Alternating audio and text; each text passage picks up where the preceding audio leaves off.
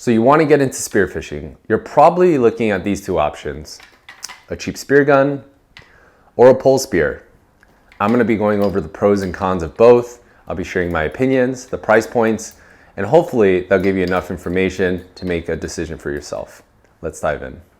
Before we jump into the comparisons, I just wanted to take this time to say thank you so much. I just passed 1,000 subscribers. It's been a long time coming. I started this channel in August of 2020. I'm about 110 videos in or so, but I just wanted to thank each and every one of you for sticking around and helping support grow this channel. In celebration of this, I'm gonna actually be giving away the Polespear in this video and also the spear gun. Stick around to the end to learn how to enter. So before we dive into the pros and cons, let's do a quick review of the Polespear. In this particular example, this is a Spear Pro Polespear. It's a nice metal design, equipped with a 3-prong on the business end, and on the rear we have, of course, our rubber. So if you're looking at a Polespear in this price point in about $100 or so, you're probably seeing a lot of fiberglass and a lot of aluminum. There are carbon fiber Polespears and I'm sure some other materials as well, but for entry level, you're looking at fiberglass or some sort of metal, aluminum most likely. Fiberglass, in my opinion, you want to avoid, not because it's not good at catching fish. It's from my experience, especially when you're just starting out, you're probably going to hit some rocks. And when you do that, it's going to flex that pole.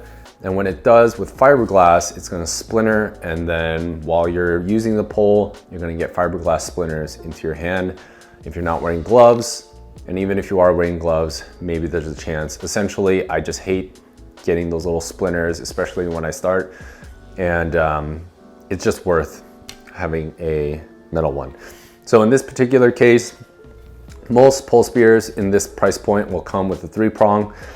3 prongs are great because they give you a little bit more forgiveness in terms of accuracy because you have 3 versus 1 spear pointing out. The single ones usually have a flopper. They'll stop the fish from escaping. On the 3-prong, they have these little barbs, kind of hard to see right there. And what that'll do is prevent the fish potentially from leaving. On the bigger fish, it's a little tougher. It doesn't do too much. But yeah, 3-prong. Great thing about these Polespears, on most Polespears in this price point, there are some that you can't take off, but most are interchangeable. So this 3-prong right here, I could unscrew it and then add on a single spear with a flopper if I wanted to, or a slip tip maybe later on, but they're all interchangeable for the most part. So we have the business end here, which is our spear, the pole, which ranges generally speaking in this price point, but they're usually about 6 feet or so. On the business end, this is equipped with some, I believe this is 10 mil rubber, but most of the spears out there will have something equivalent to this. How you load a Polespear really quick is you're gonna put the rubber between your thumb and your index finger. You're gonna grab the upper part of the spear with your left hand, and you're gonna bring these 2 hands together, and as you do so, you're adding tension to the rear. Just like you do like a rubber band gun or something like that, same concept. And once you see that fish, you line it up, let go, and that extension projects the Polespear into the fish, and you got your first fish.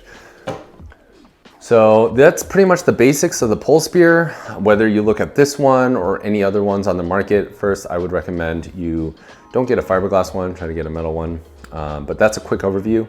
We're gonna go over to the cheap spear gun, and then we're gonna do the pros and cons next. So next up is the entry-level spear gun. And again, for comparison's sake, I got one that's similar in price to the Polespear over there. So this is about $100, give or take, depending on where you find this. This in particular model is a Bouchat Espadon. This is about the cheapest one I could find. You could probably find a cheaper one, but it's probably gonna still be around $100. So let's review this really quick.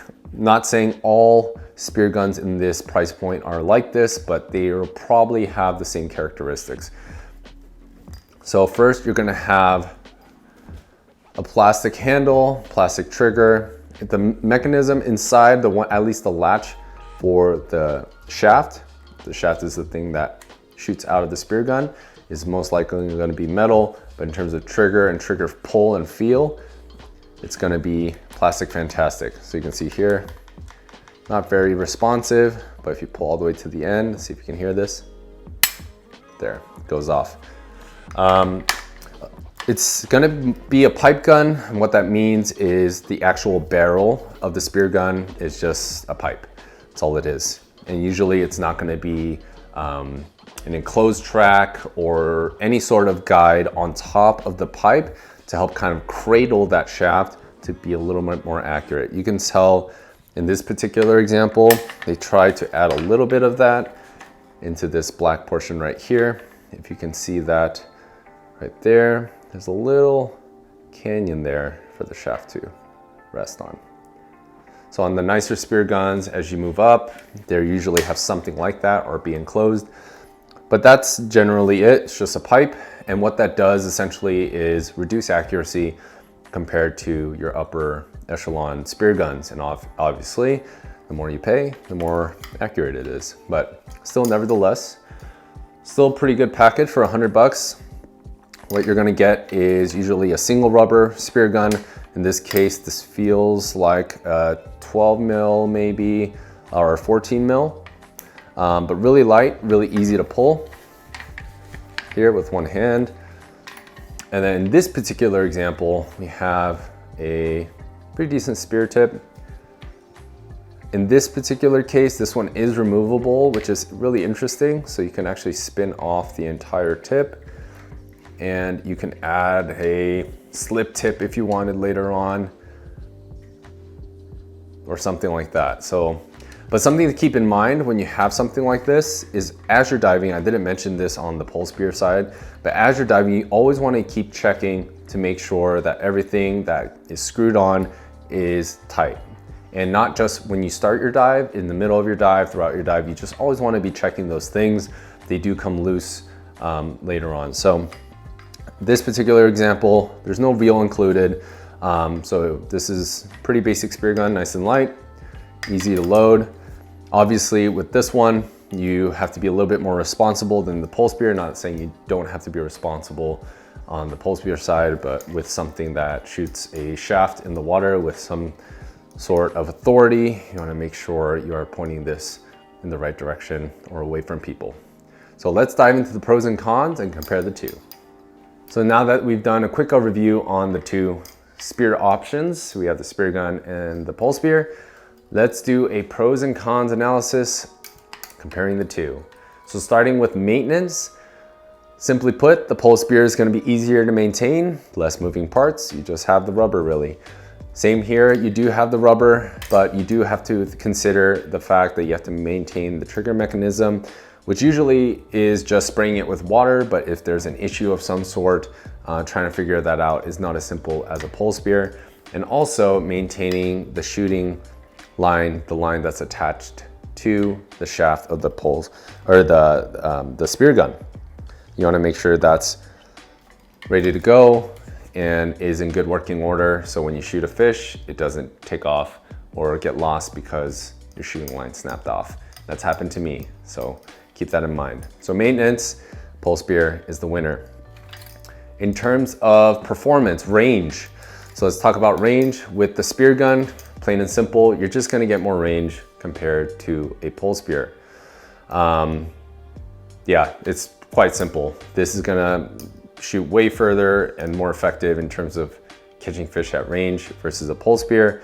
And this is just due to the nature of what this is, a spear gun versus a Polespear. If you were to twist my arm and say a rough range of what the effective ranges are between the two, I would say in this particular case, this is a Bouchot Espadon 75. This is probably the length that you're looking at around $100 or so. This is probably effective for about 5 feet, maybe a little bit more, versus this one, you have to be a little bit closer, maybe 3 feet, 4. So you're probably getting about to 10 to 20% more range with the spear gun at a minimum. So range goes to the spear gun. Next, let's compare the learning curve. So learning curve with the Speargun, a lot higher than here, Polespear. Polespear, like you saw earlier, quite simply, just load it up, take the shot. If it doesn't go, do it again. Take the shot, again, ready to go. Versus Speargun, you have to say if I had the rubber loaded, and that brings me to another point, loading the spear bands. Generally speaking, I like to load from my chest. Some people like to load from the hip, but you're gonna have to learn quickly to safely load the Speargun like so. Make sure it's clipped on correctly onto the shaft. And once it's loaded, making sure obviously the muzzle is in a safe direction. And this goes with anything, Polespear, a Speargun, always practice safety. So as you're loading or anything, you should never be pointing this muzzle at your fellow diver.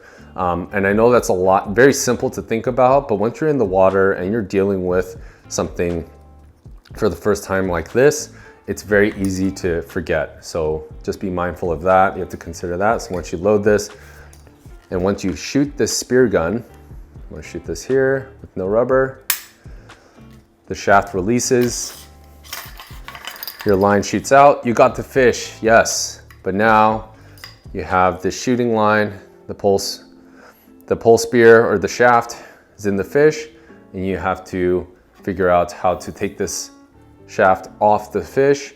And it's not that hard once you get used to it, but if it's your first time, you're trying to figure out this and the shaft, it's a little cumbersome. However, this is something you're eventually gonna have to learn if you are gonna continue on the sport, but something to consider if you're just wanting to try the sport out. Maybe the Speargun intimidates you because of the nature of how it's shaped and the whole mechanism, something to consider.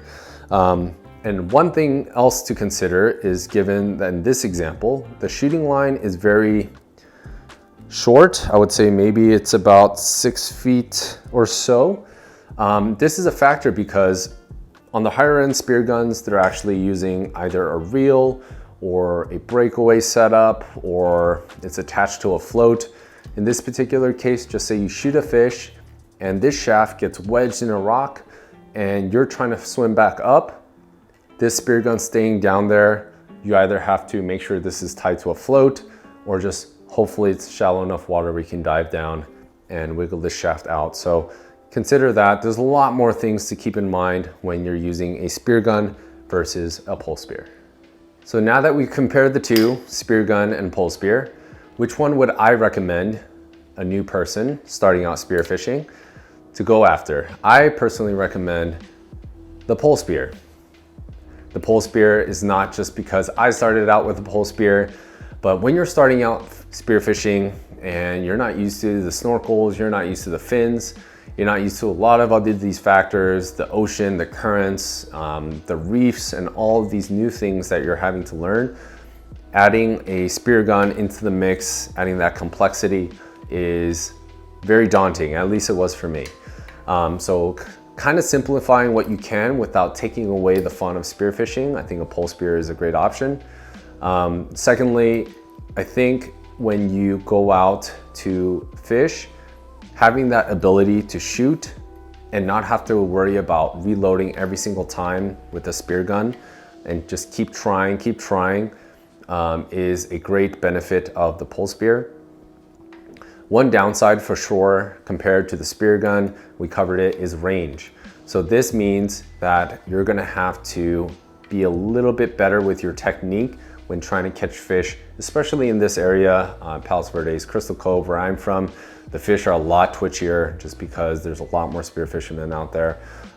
So it might take you a while to catch your first fish because you're gonna have to get pretty darn close and try to work your way around these rocks and swim up to them and figure out techniques to get close enough where you can actually spear them with a Polespear. But that also comes with the silver lining of you'll be forced to learn techniques, monitor the fish movements, and try to get a better edge on catching that fish with a Polespear. Not saying you can't do that with a Speargun, but the Polespear kind of forces you to be a little bit better at that, in my opinion. So those are my thoughts. Polespear, Speargun. If you're considering going into spearfishing, it is amazing. It really has changed my life in particular, and I know a fellow divers of mine just really appreciate the ability to immerse yourself into a world that is not probably what you're used to. But consider Speargun, Polespear, whichever way you go. Just enjoy the water. But wait, before you go, I want to thank you again for sticking around to the end of this video. I'm going to be giving away this Bouchot Espadon 75 and this Polespear, the Spear Pro Polespear here, as a thank you to getting me to 1,000 subscribers. Thank you guys so much. If you haven't subscribed already, please do so. I'm going for that 5,000 mark now. It's my new benchmark. But I'm going to be giving this away, and to enter to either win this and or this Polespear, you're going to go to my Instagram. I'll have all the directions in there below. I'll have a link to the post there. But thank you again for supporting me. Getting to 1,000 really means a lot. But yeah, have your chance at winning this Bouchot Espadon or this Polespear. Check the link description below. Thank you for watching, and I'll see you on the next one.